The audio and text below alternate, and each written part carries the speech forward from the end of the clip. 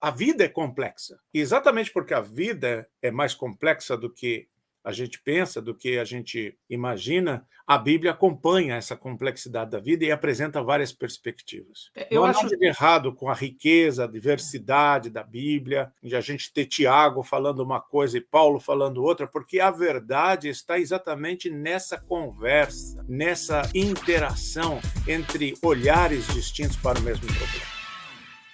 E aí, pessoal, tudo bem? Aqui é o pastor Marcos Botelho. Eu separei, e você vai assistir agora, os melhores momentos de várias lives que eu faço semanalmente sobre interpretação bíblica. Antes da gente entrar no vídeo que eu separei, eu gostaria de dar uma dica para você que gosta desse assunto.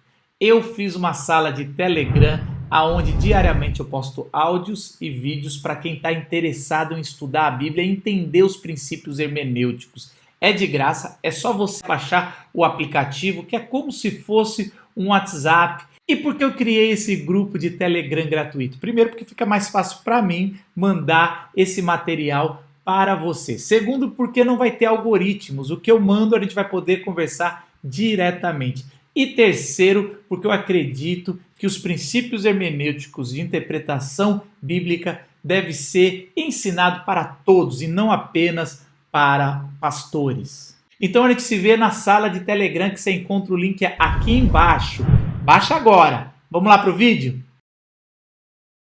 A minha primeira pergunta é o que são os evangelhos? Por que tem 4 e não um só? E as ordens que a gente sabe pelo conhecimento, pelos estudos sérios de pessoas que foram entregues para a igreja de Jesus Cristo ali no primeiro século. Ok. Ou no começo do segundo. Não, então, esse tema eu sabia que você ia gostar, porque você é um apaixonado por hermenêutica, exegese bíblica, e eu também. E a palavra evangelho é uma palavra semanticamente carregada, não é? Porque ela significa mais de uma coisa. Na Bíblia, por exemplo, Paulo usa a palavra evangelho, boa nova ou boas novas, e ele diz, é o poder de Deus para a salvação. Mas a gente também usa a palavra evangelho para descrever os 4 livros que contam a história de Jesus, os primeiros 4 livros do Novo Testamento. E hoje em dia, a gente usa a palavra evangelho para tudo. Por exemplo, a gente fala o evangelho do comprador de imóveis, o evangelho disso e daquilo, do mecânico de automóveis, né? Então, é como se fosse a base para a gente conhecer a essência de algo. Há também, é preciso que se diga, evangelhos canônicos, que são os 4, Mateus, Marcos, Lucas e João do Novo Testamento, e há evangelhos não canônicos, que contam também histórias e ditos de Jesus, falam sobre Jesus, mas que não são canônicos, como o evangelho de Tomé, evangelho do Nazarenos, evangelho da Verdade, evangelho de Filipe, evangelho de Maria Madalena, e são textos muito provavelmente posteriores, do segundo, do terceiro, até do quarto séculos, né? Evangelho da infância de Jesus, e que não são canônicos, isso é, não são autoritativos, não fazem parte da régua que mede a nossa fé e, portanto, não são parte do texto fundante da fé cristã. Então, nós hoje, ao falar das diferenças entre os evangelhos, estamos falando das diferenças entre os 4 evangelhos canônicos. A palavra canônico vem de cânon ou cânone, que vem do grego, significa a mensura, a régua de medir, não é? Que é o cânone das Escrituras. Os 66 livros bíblicos, os 27 livros do Novo Testamento, os 4 evangelhos canônicos. E nós sabemos que, como você já colocou, existem 3 mais parecidos, chamados sinóticos, porque eles têm a mesma ótica, portanto, eles olham junto, é isso que significa literalmente a palavra grega sinóticos, olham de forma semelhante, e João, que é bem diferente dos outros 3, e aí está o grande fosso que a gente tem que encarar logo de primeira, né? É que João conta outra história, tem outra narrativa, bastante distinta, outro estilo, outro vocabulário, e os 3 evangelhos sinóticos são mais parecidos. Alguns exemplos desse fosso, por exemplo, só para você perceber o tamanho do problema. Em João não há instituição da ceia. Jesus se encontra com os discípulos e em João há a cerimônia da lavagem dos pés dos discípulos. Jesus coloca um avental, lava os pés dos discípulos. Um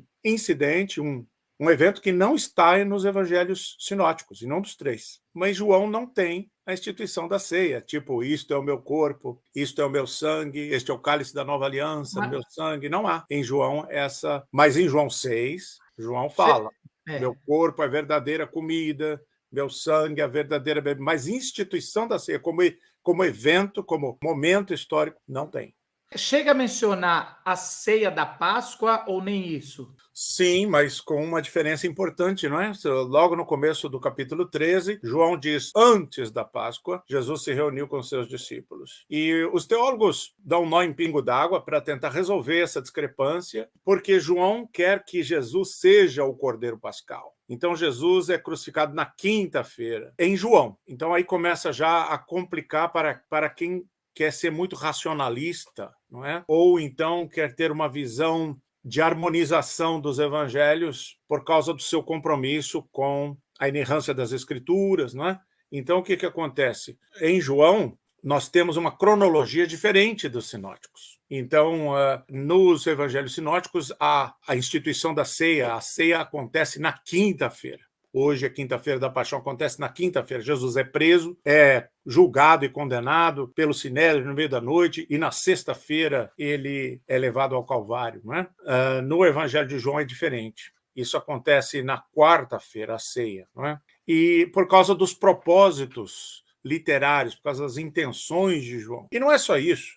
O Evangelho de João, o ministério de Jesus, leva 3 anos. E Jesus vai várias vezes a Jerusalém, inclusive 3 vezes para celebrar a Páscoa. E nos evangelhos sinóticos, o ministério de Jesus leva 1 ano e 9 meses, talvez, e Jesus só vai a Jerusalém uma vez para celebrar a Páscoa, que é exatamente na última semana. Então, é claro que harmonizações são possíveis, mas, na minha opinião, Marcos, essa abordagem que teve origem lá na patrística, né? O famoso Tassiano fez o Diatessaron, que quer dizer através dos 4, que era uma tentativa de criar um único evangelho com os melhores momentos de cada um, digamos assim. E o Agostinho publicou a harmonia dos evangelhos. Até hoje é publicado livros na sequência dessa ideia de Agostinho de publicar os evangelhos em coluna, a chamada harmonia dos evangelhos.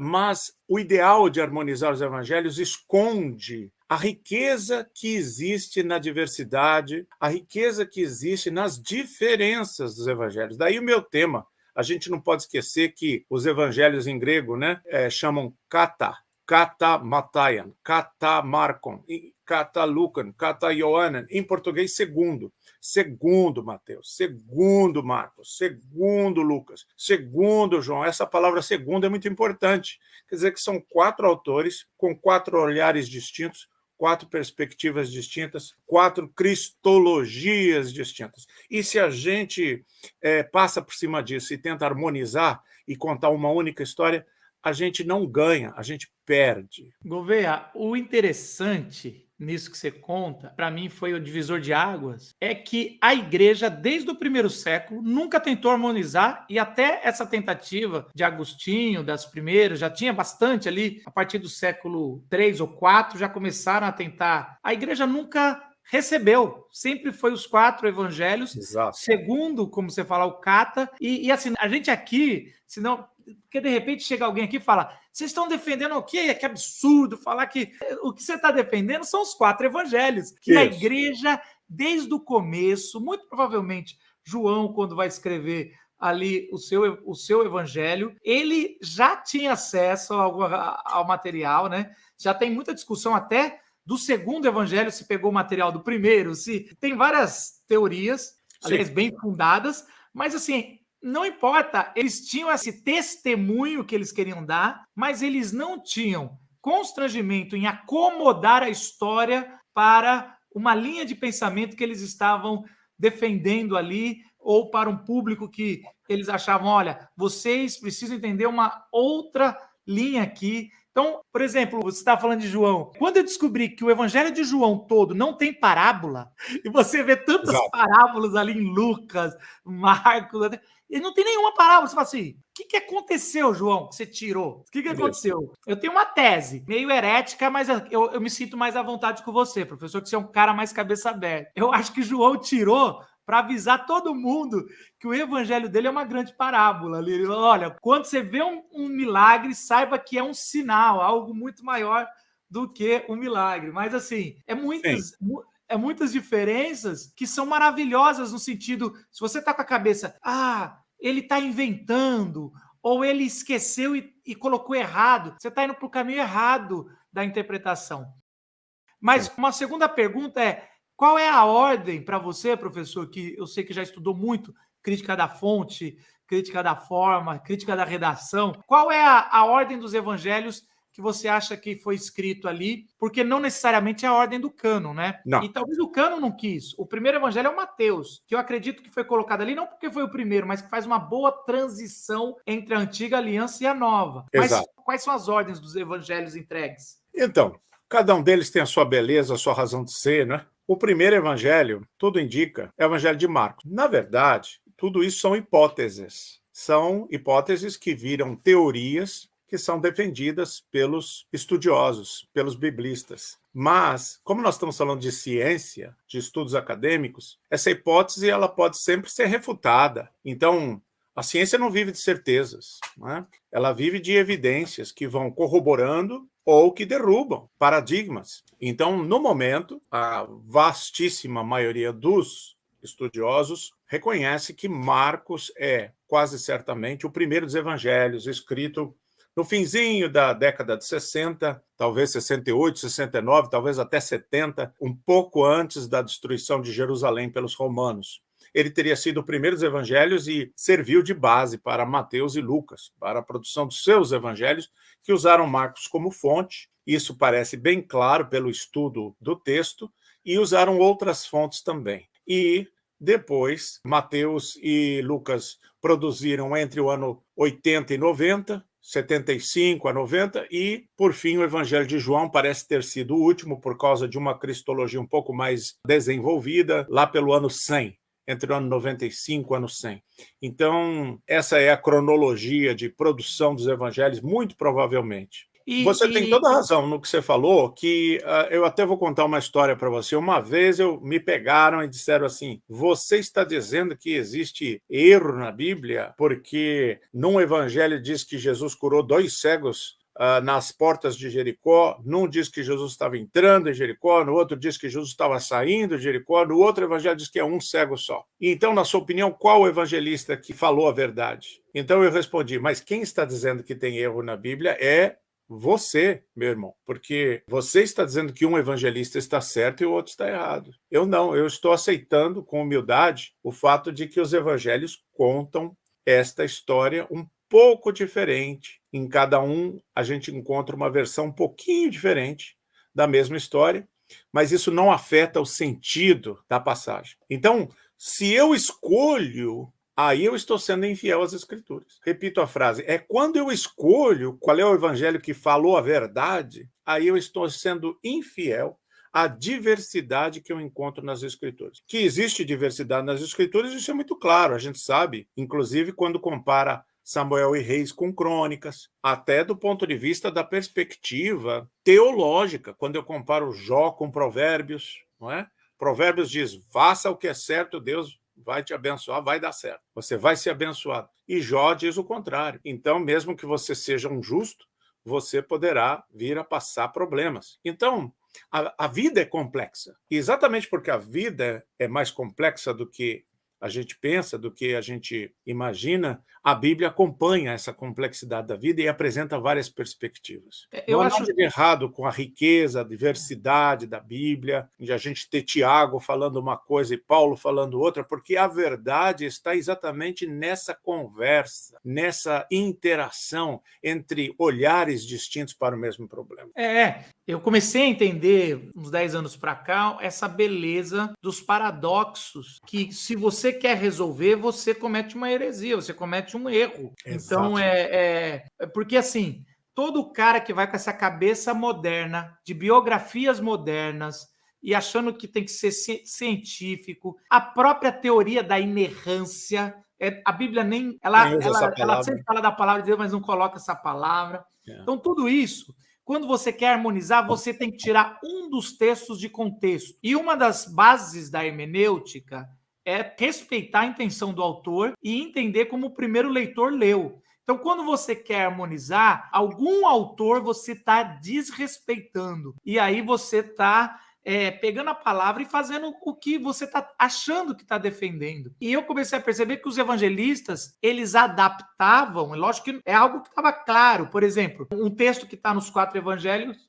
falando que o profeta não tem valor, não tem honra na tua casa. E quando vai em João ele tira de Nazaré, ali da região da Galileia, e bota em Jerusalém. Ele decide, não é que João não sabia aonde era que Jesus estava, é óbvio que ele sabia, só que ele já está fazendo a casa teológica que o profeta não tem. Então, assim, ele adaptou e ele não escondeu, ele sabia que os outros evangelhos tinham posto outro lugar, mas ele está falando, o que eu estou falando é uma outra coisa que eu espero que vocês entendam também. Então, assim, é uma libertação saber disso e não querer defender a Bíblia nesse sentido, assim. Exato. Quando a gente fala que a Bíblia não tem erros, é nesse sentido de erros científicos, erros históricos, não é? Erros geográficos. Não que a Bíblia não seja absolutamente confiável naquilo que ela fala sobre a relação do homem com Deus, na apresentação do Evangelho, naquilo em que ela nos fala de Cristo. Mas não há dúvidas, todas as vezes que eu tento fazer uma harmonização dos textos dos evangelhos, eu cometo violência contra o texto e contra a lição, o sentido do texto, que precisa ser lido dentro do contexto do livro em que ele está. Por isso eu sempre pergunto, às vezes os meus alunos falam assim, professor, como é que você interpreta a frase de Jesus tal, tal e tal? A minha resposta sempre é, em qual dos evangelhos está essa frase? Você se refere a qual passagem de qual evangelho? E às vezes o aluno não sabe responder, porque eu quero ensiná-los a quê? A entender que para compreender a passagem, eu tenho que compreendê-la no contexto do evangelho específico ao qual ela pertence. Porque, como você disse, os evangelhos não são a biografia científica, historiográfica de Jesus no sentido moderno. São textos teológicos, são cristologias, são interpretações do evento Jesus Cristo. E essa diversidade, a gente acredita. Eu, por exemplo, sou um homem de fé, então eu acredito que Deus quis assim. O Espírito protege a igreja. Protegeu a igreja contra o Diatessaron de Ticiano, que queria simplesmente fazer um recorte dos melhores momentos de cada evangelho para não complicar as coisas, ficar mais simples para a igreja. Você disse corretamente, Marcos, a igreja rejeitou isso. E continuou com os 4 evangelhos. Até o evangelho de Marcos, que até o século XIX era considerado um resumo do evangelho de Mateus, e por isso foi chamado até o evangelho desnecessário, hoje ele é reconhecido como não só o primeiro evangelho, mas um evangelho que tem uma mensagem característica, específica. É um livro que tem uma visão de Jesus Cristo que é específica e diferente daquela de Mateus e de Lucas. É claro, os estudos bíblicos não param. Mas quer ver 2 exemplos de harmonização que é muito comum, que são muito comuns e muito ruins? Um é no Natal, quando a gente harmoniza as histórias do nascimento de Jesus, que Marcos não diz nada, João fala do Logos, do Verbo encarnado, e só Mateus e Lucas que contam sobre o nascimento de Jesus. Mas são histórias bem diferentes uma da outra. O que a gente faz no Natal quando a gente monta o presépio, quando a gente fala do Natal? A gente faz a harmonia e mistura as 2 histórias. Com isso, a gente perde a lição específica de cada um. Por exemplo, Lucas não sabe nada dos reis magos, da estrela de Belém, não é? Da partida para o Egito, da matança dos inocentes. E Mateus não fala de que não havia vaga na hospedaria, não é? Dos pastores, do censo. Exato. Então, são 2 histórias diferentes e a gente harmoniza. Mas quando a gente harmoniza, dá para harmonizar, né? Mas força um pouco, né? A gente força um pouco. Mas os magos nunca viram Jesus muito bebezinho e numa estrevaria. Não dá. Outra coisa, você falou isso... E a gente coloca tudo junto. Outra coisa, eu queria ir um pouco mais longe, porque hoje mesmo eu estava gravando uma aula falando sobre o contexto literário, né? Que é tão importante, que é o que você está falando. Então, eu acho muito legal quando você fala assim, em que evangelho? Porque até mesmo, por exemplo, parábolas que estão em vários evangelhos, 2 ou 3, parábola do semeador, às vezes eles perguntam o que quer dizer, eu falo, em qual evangelho? Porque Exato. eles têm a mesma mensagem, mas está sendo usado de formas diferentes. Por Isso. exemplo, às vezes você vai falar de uma parábola de Lucas, mas Lucas ele mete uma sequência de parábolas que praticamente uma dá sentido um pouco para a outra, que vai desdobrando esse rolo maravilhoso. Um exemplo é Lucas 15, que você tem as 3 parábolas, que é uma só, mas são 3 também, é maravilhoso. Mas é isso, eu não tinha pensado nisso, assim, eu dou aula disso, mas o Natal é uma bagunça de mensagens, que vai um roubando a atenção do outro, em vez de respeitar a A linha. gente faz injustiça, né? E a mesma coisa a crucificação, as chamadas 7 palavras da cruz, que elas estão espalhadas nos evangelhos, e a gente faz uma descrição unificada da crucificação. É errado fazer isso? É pecado fazer isso? Não. Mas a gente perde o sentido específico de cada evangelho quando a gente faz isso.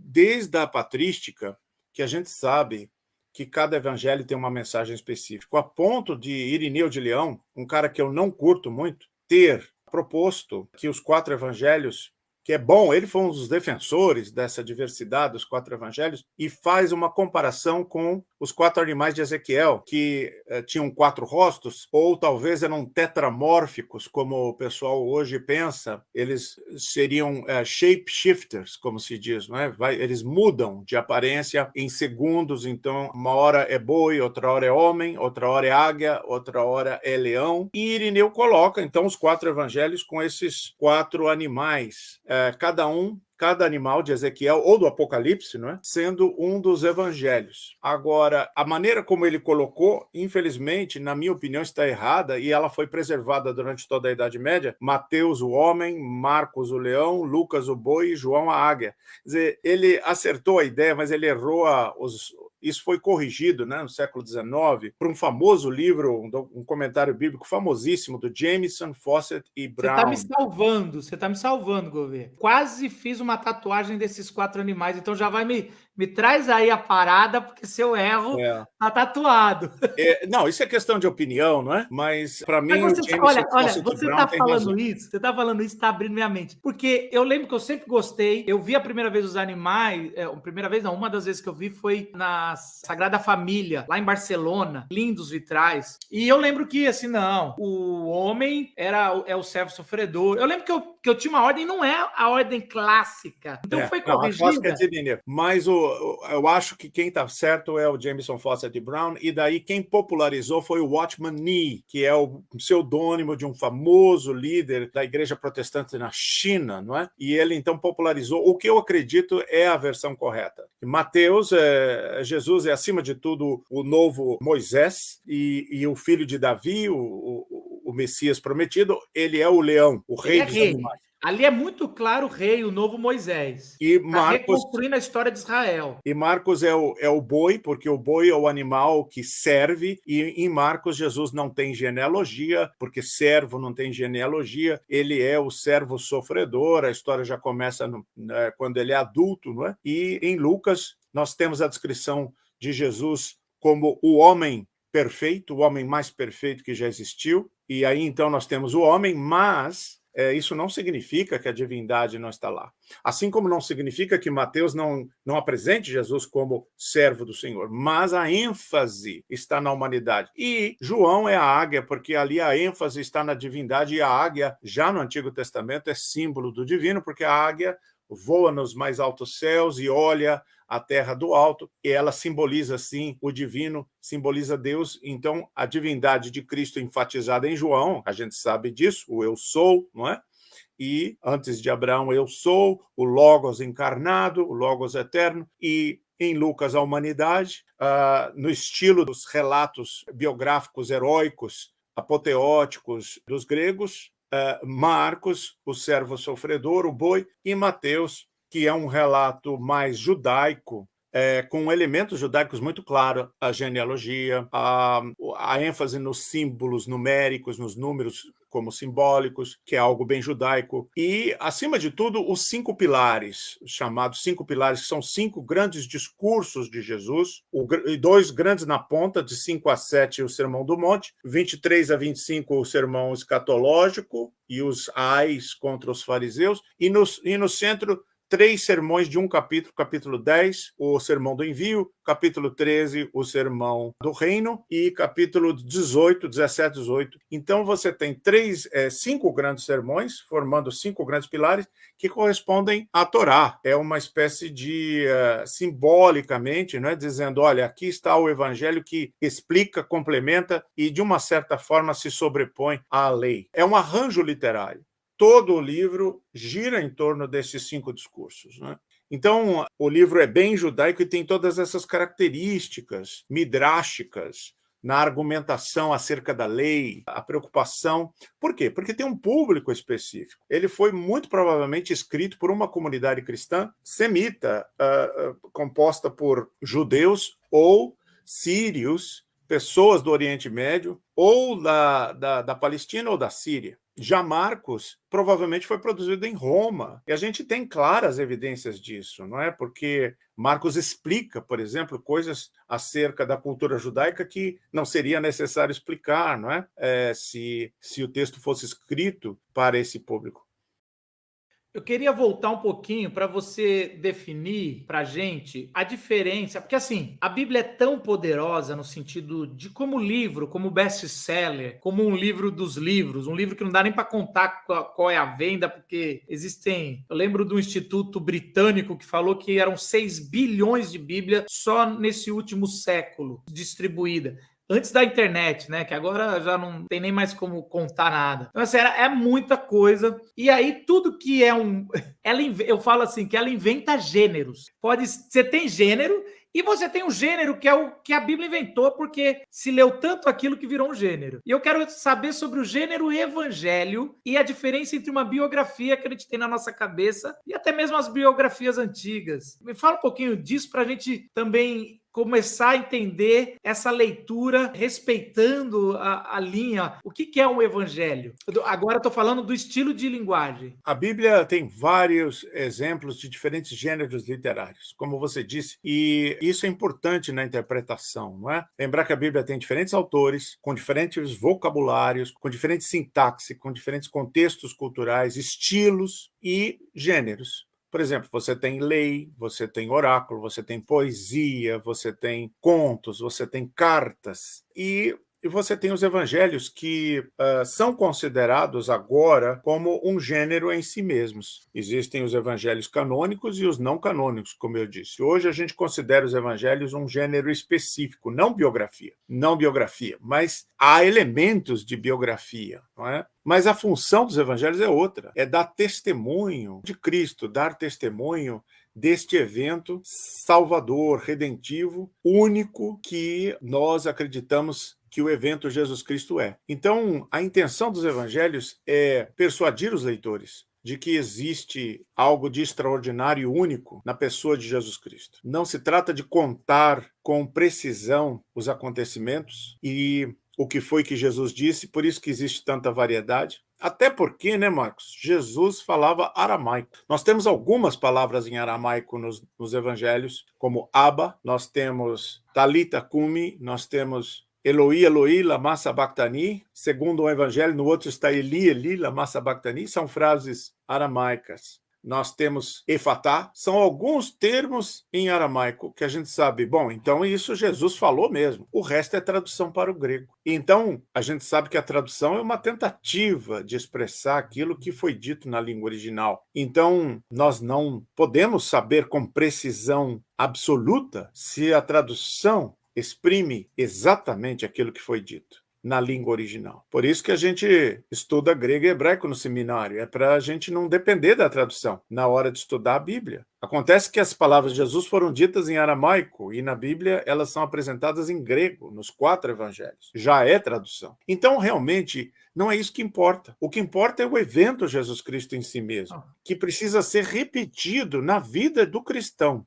Eu tenho dito isso sempre agora, porque é uma ênfase do meu ensino contemporâneo, do que eu tenho dito hoje. A experiência de Cristo vem primeiro. E depois, como dizia Barth, fides querens intellectum. Depois da experiência do encontro com o Cristo vivo, depois da experiência do encontro com o Cristo ressurreto, então eu passo a ler a Bíblia, interpretar a Bíblia, eu passo a conversar com a tradição e fazer teologia para entender este encontro que eu tive com o Cristo vivo. Há muitas pessoas que tiveram um encontro com o Cristo vivo antes que existisse a Bíblia, não é? Porque a Bíblia, como nós a conhecemos, surge no século IV, século V, né? Até então, os livros existiam separadamente, circulando entre as igrejas. E muitas pessoas não chegavam nem mesmo a conhecer esses livros. Então, a experiência de encontro com o Cristo vivo e de discipulado, de conversão e de seguimento é uma experiência que independe de crenças teológicas e que independe de investigação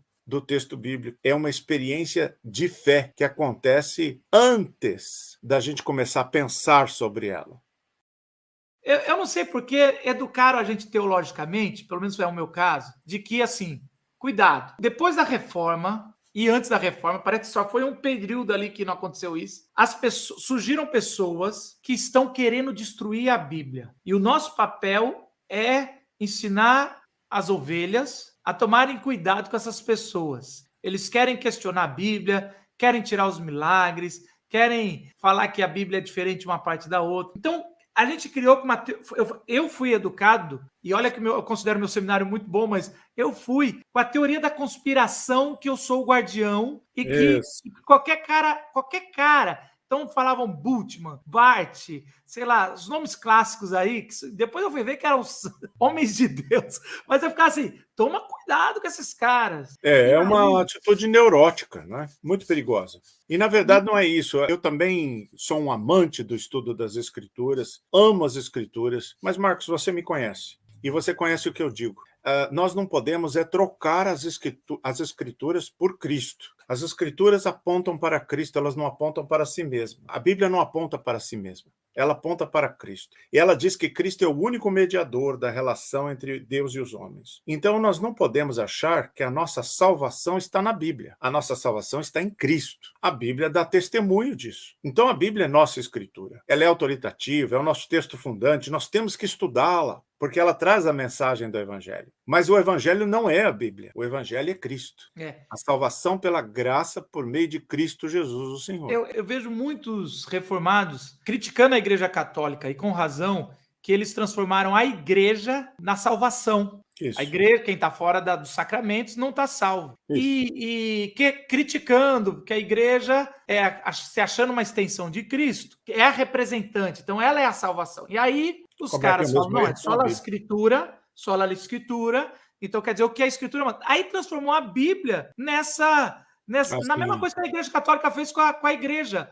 Como o Evangelho é a Bíblia. Isso. E não é também. Precisa de uma nova reforma entre os reformadores. Não, e essa nunca foi a visão de Lutero e Calvino. Quando eles disseram sola Escritura, era em oposição à tradição teológica da igreja. E, portanto, que a igreja não tinha autoridade última em questões de teologia, e sim a Bíblia. Mas isso não significava que a Bíblia poderia ocupar o lugar de Cristo. E é isso que acontece, e é uma forma de idolatria, não é? Então a gente tem que fugir disso e lembrar que isso não é o que a Bíblia ensina, mas isso não significa que a gente está desmerecendo a importância da Bíblia dentro da fé cristã. O problema todo é que isso faz com que a gente não foque mais no Deus encarnado e comece a crer no Deus encadernado. A palavra eterna se tornou um livro e esse livro nos foi dado. Não é isso que João fala. João diz, e o verbo se fez carne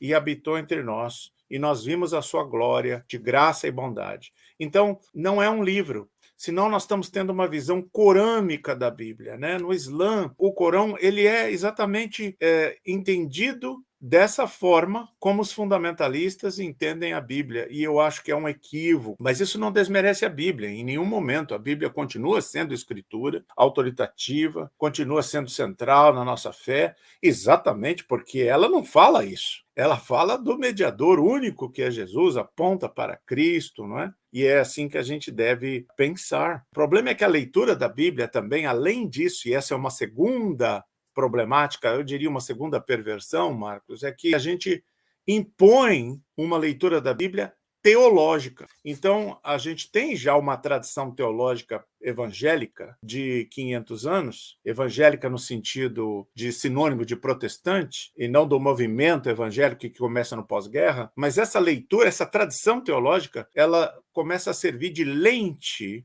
diante dos nossos olhos para ler a Bíblia. E a gente não permite mais que os estudos bíblicos apontem para outros significados e outras nuances, e a gente só faz a leitura do texto como dicta probanda, como texto prova da doutrina, confirmando a doutrina. Como você disse, a nossa educação, eu também fui educado assim, a teologia do século XVII, do período confessionalista, é o apogeu da história da teologia, e tudo que veio depois foi decadência. Então, isso que a gente pode chamar de ortodoxismo é uma absolutização da ortodoxia protestante construída no período confessional, período chamado também neoescolástico, do escolasticismo protestante, e a gente absolutiza essa ortodoxia, como se ela tivesse sido entregue por Deus, e não como se ela fosse o esforço humano de um determinado momento histórico. Não é? E aí a Bíblia se torna escrava desse sistema de doutrinas. Ela só serve para confirmar o sistema de doutrinas. Mas a própria confissão de fé, as confissões de fé, dizem que a teologia tem que ser baseada na Escritura, e não a leitura da Bíblia, a leitura da Escritura baseada na teologia. Então, isso é uma inversão. Se a confissão de fé não diz isso, que a leitura da Bíblia tem que ser baseada na teologia, é a teologia que tem que ser feita a partir da Escritura. A confissão de fé de Westminster diz isso. Mas estes que hoje defendem que a confissão de fé de Westminster é o apogeu da história da teologia não praticam isso. Não fazem teologia a partir da Bíblia. Fazem leitura da Bíblia a partir da teologia. Isso é uma inversão. Vou contar mais uma, daí você é um grande termômetro para ver se eu estou no caminho certo ou não. Você sempre tem sempre a turma tem aquela pegadinha. A Bíblia é a palavra de Deus ou contém a palavra de Deus? É quase como devemos apedrejar essa mulher, Jesus. Qual for a resposta, tu vai apanhar. Porque se você falar, a Bíblia é a palavra de Deus, quem faz esse verbete está falando, não, a Bíblia é inerrante, ela é esse documento sagrado, e ele está dizendo essa teologia do Alcorão mesmo, assim, como isso, eu lembro que é o Deus encadernado. Isso, é o Cristo encardenado. E aí fica fácil, sabe? É o racionalismo. Aí eu tenho Deus na minha mão, fica mais fácil. E por outro lado, falar que a Bíblia contém a palavra de Deus, alguns vão pensar, não, esse cara não acredita na Bíblia, ele está querendo só falar de Jesus, mas não leva em consideração a Bíblia toda também, como pessoas testemunhando o falar de Deus e tudo mais. Não. E aí, sempre que alguém pergunta, como eu não quero dar nenhuma das duas respostas, porque eu não sei o que ele vai interpretar, porque as duas, se você for bem intencionado, você está falando correto. Eu falo assim, a Bíblia nem é a palavra de Deus e nem contém. Eu falo que a Bíblia está na palavra de Deus. Enquanto a nossa hermenêutica estiver em Cristo, pode ler a Bíblia que ela está na palavra de Deus. Mas se você ler a Bíblia toda sem ter o óculos de Cristo, você já não é a palavra de Deus e nem contém, você está fora. Então você está. Porque usar a Bíblia, até Satanás usou para tentar Jesus. Isso. Eu posso retirar um versículo do Antigo Testamento e dizer, está na palavra de Deus, isto é a palavra de Deus, mas eu estou ferindo princípios hermenêuticos fundamentais. O próprio Calvino diz, a Bíblia interpreta a Bíblia, a Escritura interpreta a Escritura. Então, a gente não pode tirar o versículo do seu contexto maior, que é a Bíblia como um todo, e do seu contexto próximo, que é aquele capítulo, aquele livro. E a Bíblia toda tem um tema central, que é o Evangelho, é a salvação de Deus em Cristo Jesus. Para nós cristãos, esse é o sentido da Escritura inteira, desde o Gênesis até o Apocalipse. O Novo Testamento deixa isso claro. Então, se eu sou cristão e acredito nisso, então qualquer versículo bíblico tem que ser lido à luz do Evangelho, à luz de Cristo. O Evangelho no sentido de o poder de Deus para a salvação de todo aquele que crê. O Evangelho das boas novas da salvação pela graça mediante a fé em Cristo Jesus. Então, qualquer versículo, seja de Levítico, de Deuteronômio, de Josué, dos Salmos, tem que ser lido a partir desta questão central que é Cristo e o Evangelho da graça. A partir daí eu interpreto até como aquilo que o Evangelho nega. No Antigo Testamento há muitas passagens, há muitos versículos que estão lá para a gente ver do que o Evangelho nos livrou. E a pessoa que lê fora do contexto diz assim: olha, aqui está dizendo que não pode fazer tatuagem. A Bíblia diz que não pode fazer tatuagem. E é a palavra de Deus. Se você fizer, você está indo contra a palavra de Deus, sem levar em consideração que Cristo nos libertou, segundo Paulo, do controle, do domínio da lei mosaica, que existe a lei civil de Israel, que existe a lei cerimonial e que nós não estamos sujeitos mais a esta lei, e assim por diante. Então, sim, o princípio hermenêutico fundamental, desde a patrística, principalmente no Oriente, na paleoortodoxia oriental, Cristo é o centro da mensagem bíblica e, portanto, tem que ser o centro da interpretação bíblica, não é? E nós não podemos cair nessa de pensar na palavra de Deus, e Calvino diz a palavra de Deus escrita, não é? A palavra de Deus escrita, porque é um constrangimento, mas a própria Bíblia diz que a palavra de Deus é Cristo, a palavra de Deus é encarnada, que por sua vez também é um constrangimento, segundo Filipenses 2, porque a palavra eterna de Deus se constrangeu para adquirir forma humana na pessoa de Cristo Jesus. E aí há um segundo constrangimento, a palavra escrita. Mas essa palavra escrita, ela não pode, de forma alguma, contradizer a palavra encarnada, porque ela existe para apontar para a palavra encarnada, que é o milagre da nossa salvação. A encarnação. Jesus fala que você fala com os fariseus várias vezes. Vocês falam da palavra de Deus procurando a vida eterna. A palavra de Deus fala sobre mim. João Ele 5. fala que ele é maior do que Moisés, que eles não são filhos de Moisés. No caminho de Emaús falando, e começando pela lei, os profetas, ele conta como era necessário sofrer o filho do... Isso, Então, Lucas assim, 24. o tempo Então, todo... está lá o tempo todo isso. Eu sempre digo isso, eu estou escrevendo um livro de hermenêutica para Thomas Nelson, e a primeira coisa que eu falo, para começar, hermenêutica não é algo que a gente inventou para ser chique. Desde a época de Jesus já tinha problema de interpretação, cada um ia para um lado, e a gente está tentando enxergar com um olhar uma hermenêutica que Jesus fez de si mesmo, e os apóstolos, ao testemunharem, falaram de Jesus. Então não tem ninguém inventando nada, não. É apenas o que o próprio Jesus falou, que ele, a palavra, a Bíblia toda revela ele. E é ali. E muitos tinham vontade de ver, mas que foi um privilégio dos apóstolos. Exato. E o ponto específico que a gente está tentando fazer hoje não é tanto explorar a doutrina da Bíblia, que é um ponto da sistemática fundamental, mas, dando pequenos passos de formiguinha, alertar para esse elemento fundamental no estudo da Bíblia. Quando a gente lê os evangelhos, a gente tem que lembrar que são 4 relatos distintos e diferentes, e isso não é um problema a ser resolvido. Isso só é um problema para quem faz a leitura racionalista. Mas quando eu compreendo que essa diversidade, assim como a diversidade da criação, não é? Deus criou tantos bichos diferentes, tantos insetos diferentes, plantas diferentes. De onde que a gente tirou a ideia de que Deus não gosta de diversidade? Não faz sentido. Então, Deus quis assim, que houvesse essa diversidade nas Escrituras, porque ela é benéfica. E nós temos, então, 4 perspectivas acerca de Jesus, para não contar a perspectiva primeira, que é a de Paulo, porque Paulo antecede os evangelhos. Eu ia falar isso, eu falei 4 não, 5 pelo menos, né? É importante lembrar que o evangelho segundo Paulo é o primeiro, é a primeira exposição de Jesus, e Paulo, na verdade, fala muito pouco sobre a vida de Jesus, né? Ele foca mesmo na cruz e na ressurreição e no significado da cruz e da ressurreição. Mas depois, então, nos evangelhos, nós vamos ter relatos muito mais minuciosos da vida de Jesus, mas diferentes.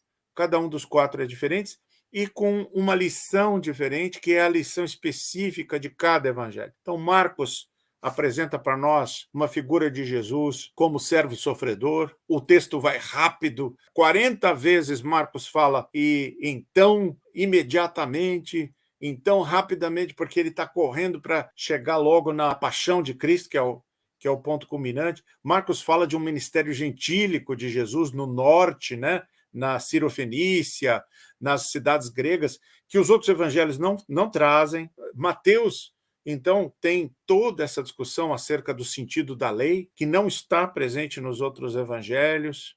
Isso muda completamente qual é a ênfase, qual é a jesusologia específica. Quem usa essa palavra é o Boff, tem muitos que usam, né? Muitos teólogos estão usando, porque a gente pode fazer a cristologia de cima para baixo ou de baixo para cima. E essa é uma ideia que surgiu no fim do século XIX e que hoje é muito já divulgada, né? A gente faz a cristologia tradicional, digamos assim, de cima para baixo. A gente parte da divindade para estudar a humanidade de Jesus. Mas a jesusologia é aquela que parte da humanidade, assume como ponto de partida que Jesus era humano. E aí a gente vai, a partir da humanidade... Fantástico, fantástico, Ricardo. Essa eu não tinha ouvido, não. Essa é boa demais. A divindade de Jesus é a conclusão dessa caminhada, mas a gente começa... Porque como a gente tem spoiler do final, a gente já começa... É igual você assistir o final de um filme bom, tipo Sexto Sentido, aí não tem, aí você vai ler sem aquela... É porque assim, todo discípulo, o melhor que seja, tava naquele negócio, tava na expectativa depois da morte. Não, será?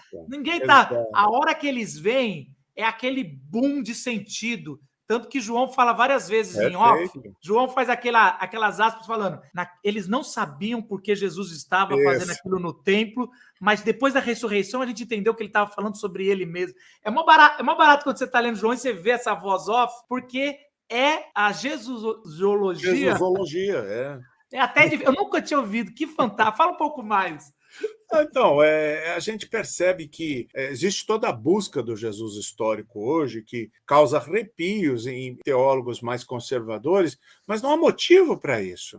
A impressão que dá é que essas pessoas são pessoas de pouca fé, porque elas têm medo que a pesquisa científica do Jesus histórico, a pesquisa acadêmica chamada busca do Jesus histórico, vai acabar provando que Jesus era apenas um homem e que não era o Filho de Deus. Mas a fé, ela... Como eu disse, o estudo teológico e a leitura da Bíblia não vem antes da fé. Ela é subsequente à fé. A fé é o encontro com o Cristo vivo, que é transformador, que o indivíduo tem sem ter nunca lido a Bíblia, sem ter nunca estudado teologia. Então, a gente parte da fé. E essa busca do Jesus histórico, é claro que ela pode ser feita por alguém que não tem fé, mas quem tem fé também pode fazer uso dessa busca, entender o contexto social, histórico, geográfico, cultural de Jesus, entender melhor quem foi Jesus, o homem, só pode beneficiar a compreensão do nosso Senhor e Salvador Jesus Cristo, para quem tem fé. Mas é porque não também é um problema. A gente tem uma percepção dualista de quanto mais homem a pessoa é, menos Deus ela é. E quanto mais Deus, menos homem. Mas a Bíblia nunca falou isso, muito pelo contrário. O homem, quando ele está cheio do Espírito, cheio de Deus, ele é mais homem ainda. Tanto que Jesus é o verdadeiro homem, é o verdadeiro Adão. Ele é o segundo, mas ele é o verdadeiro. Então, assim, essa percepção... Boa. Mas isso eu aprendi quando eu fui estudar sobre inspiração, porque sempre tem aqueles negócios de ditado, né, que você recebe, você sai de si, você tem o sopro, mas na verdade é só psicografia. É inspiração por psicografia. Não é como os espíritas falam. Então, então, Deus apenas usa o profeta e o apóstolo como seu amanuense, como sua mão, mas ele dita palavra por palavra. Então, a Bíblia é o livro escrito por Deus. Mas não é essa a evidência. Não é. E eu resolvi, quando eu entendia, eu quebrei essa dicotomia. Quando Deus inspira, sopra no autor bíblico, ele é mais ou ele é mais humano do que nunca antes. E ali ele pôde revelar o Deus que soprou. Então, assim, a gente só consegue quebrar essa dicotomia em Jesus, fazendo a jesusologia, esse caminho inverso para a gente chegar até Deus por Jesus. Que você fizesse dicas, assim como o Mateus, Tiago fazia... Deixa eu fazer algumas dicas de como a gente pode ler e quebrar esse gesso que tem no nosso passado de querer harmonizar os evangelhos. Quais são as dicas de alguém que já está caminhando e já está prestes a escrever um livro, para a gente prestar atenção quando a gente estiver lendo e que essa parte dessa live possa ser um lugar para as pessoas voltarem e falar, deixa eu lembrar algumas dicas do mestre que ele falou, essa midrash aí de alguns entendimentos para a gente começar a ler os evangelhos respeitando as suas diferenças. Então, é fundamental sermos fiéis à Bíblia no sentido de respeitar essa diversidade. Se eu escolher, se eu perguntar assim, mas como foi realmente? O que de fato aconteceu? Essa é a pergunta errada. A pergunta certa é: qual é o sentido dessa passagem dentro do seu contexto? Porque o texto fora de contexto é pretexto. Eu tenho que lê-lo dentro do seu contexto. Então, como um teólogo que eu aprecio certa vez disse, é preciso ler a Bíblia de novo pela primeira vez. E esse é um exercício que nunca termina. É difícil. Parece fácil, mas é difícil, porque a gente tem essa bagagem toda. Mas imagine-se indo a um sebo, puxando um livro da estante, e o livro está escrito Bíblia, Bíblia Sagrada. Você nunca ouviu falar desse livro. É a primeira vez que você encontra. Você abre e você vê aquele texto todo e você fala, eu vou comprar, vou levar para casa, vou ler. Esse exercício de ler a Bíblia de novo, como se fosse a primeira vez, é fundamental. A mesma coisa vale para os evangelhos, não é? Então, eu tenho que ler Mateus, esquecendo que eu já tenho todo um conhecimento de pregações que eu ouvi, de livros que eu li, de filmes que eu vi acerca de Jesus. Eu vou ler o texto de Mateus e tentar por um momento me esquecer de toda essa informação, porque do contrário, quando eu ler, eu já vou incluir, eu já vou inserir no texto tudo que eu carrego comigo previamente. A mesma coisa vale para a leitura de cada um dos evangelhos, né? E aí tentar encontrar, quem sabe com ajuda no comentário, não tem problema, qual é essencialmente o ensino daquele evangelho. O que aquele texto está me dizendo sobre Jesus, sem me preocupar se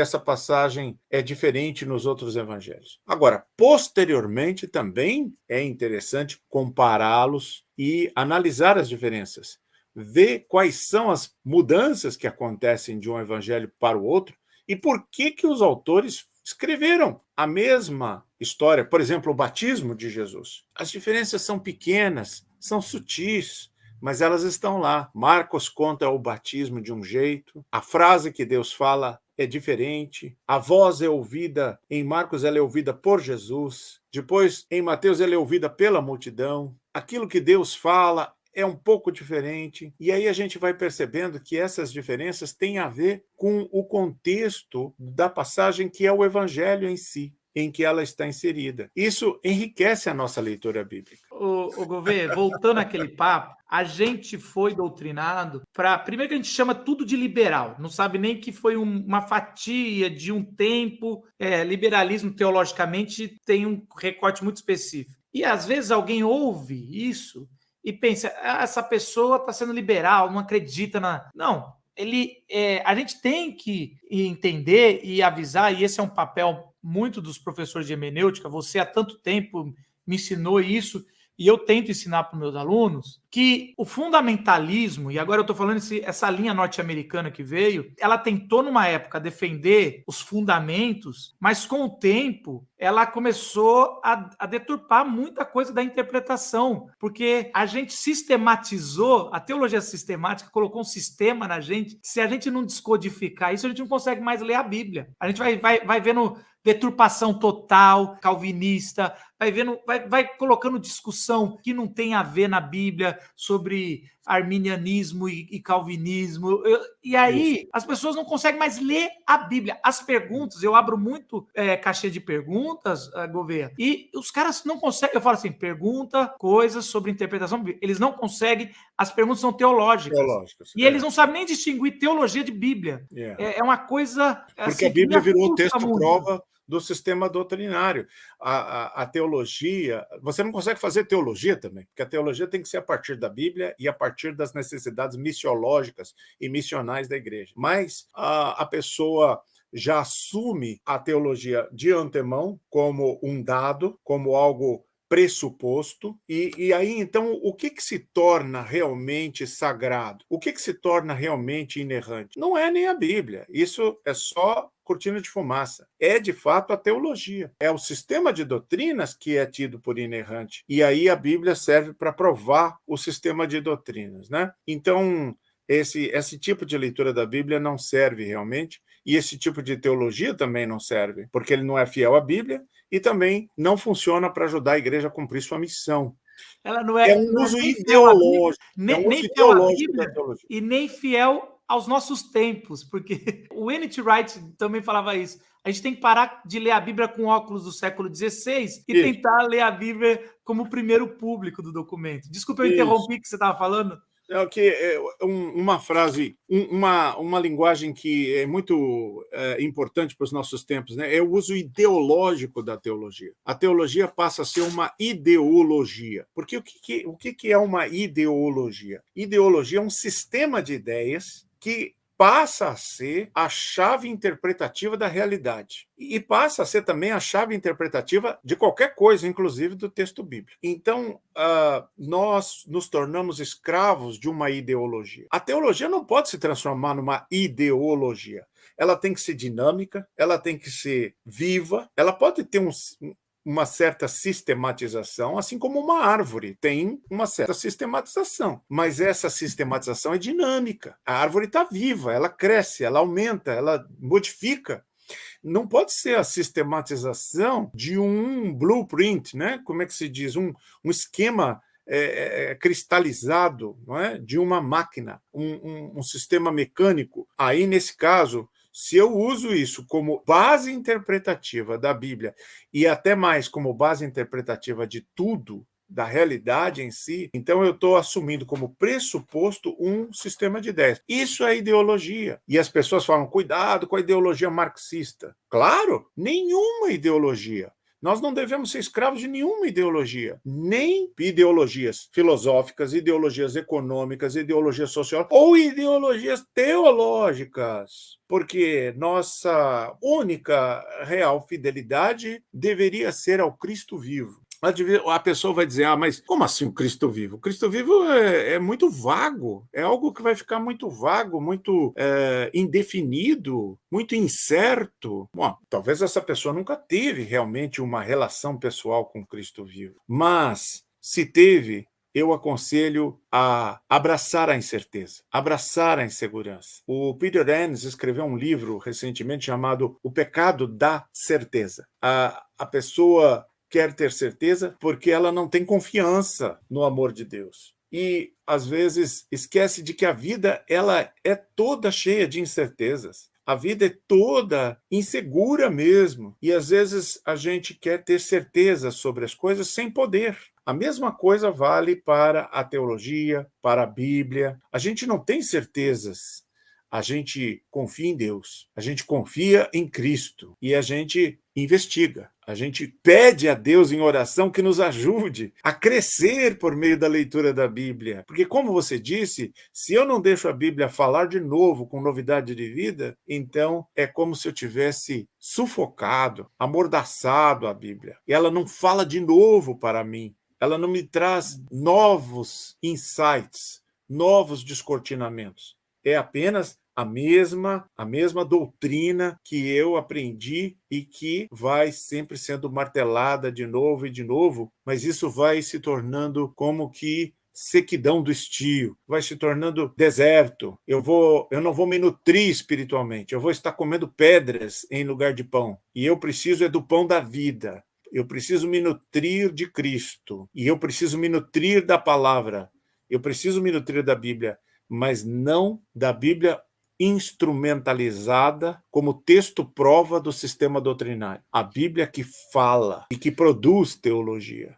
Teologia nova, dinamicamente. Eu lembro do meu professor Ziel Machado falar que a gente, quando consegue ser iluminado pelo Espírito Santo, a gente para de ler a Bíblia e começa a deixar a Bíblia nos ler, que é um pouco disso, né? É deixar a Bíblia nos ler e parar de ler a Bíblia, querendo analisar, Rubem Alves falava que o ser humano é esse negócio, ao estudar a vida, mata um sapo e disseca o sapo para entender a vida. E a gente quer estudar a vida de Jesus e vai com essa metodologia de matar a vida ali, o espírito, o fluir do evangelho, dissecando Deus e sistematizando. Uma outra coisa que você falou, achei maravilhoso, você comparou a Bíblia como uma árvore, né? Mas a palavra Bíblios, ela é livros, né? Então é aquele negócio de um bosque. A Bíblia é um bosque, não é uma árvore. E se você ficar pegando uma árvore para ser padrão, para repetir várias vezes, fica aquele bosque de computador feio, sabe? Aquela que é a mesma árvorezinha. Não, a riqueza de um bosque é a diversidade. Tem árvores grandes, pequenas, diferentes, e aquilo ela vai criar um bio maravilhoso para se viver. E uma última coisa, que você vai falando, eu vou anotando aqui. Tem um teólogo, missiólogo, o Leslie Newbigin, ele fala que o erro da igreja moderna, ocidental, foi confundir o evangelho com a ideologia da democracia, ou do American Way of Life. E aí, por isso que hoje os evangélicos detestam a ideologia marxista, e tem várias coisas erradas, mas acredita que a ideologia da democracia, que é muito bom, não estou falando mas não é evangelho. A partir do momento que a gente confunde,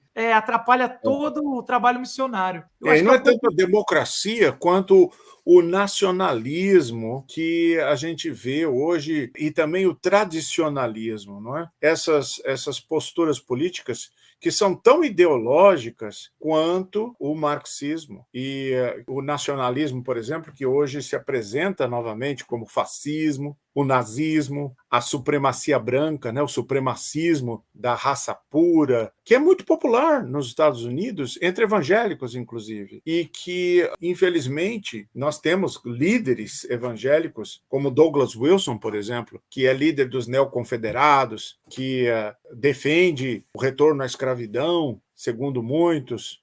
Ele nega, mas já escreveu livros dizendo que foi o momento de mais beleza e melhor relacionamento social nos Estados Unidos, foi no século XIX, na primeira metade do século XIX. Então, nós vemos que o fato da pessoa se dizer cristã e que ela está livre de ideologias políticas porque ela não é marxista, ela não é de esquerda, isso não é verdade. Ela pode estar caindo numa ideologia política de direita. E o cristão ele deveria se isentar de compromissos políticos partidários e de compromissos ideológicos, para que a igreja e o cristão possam ser a voz, a consciência moral da nação, a voz profética, que olha com certa distância para tudo isso e enxerga o aspecto positivo e negativo de todas essas tradições culturais, todas essas tradições filosóficas, não é? E políticas, sem se prender a nenhuma delas.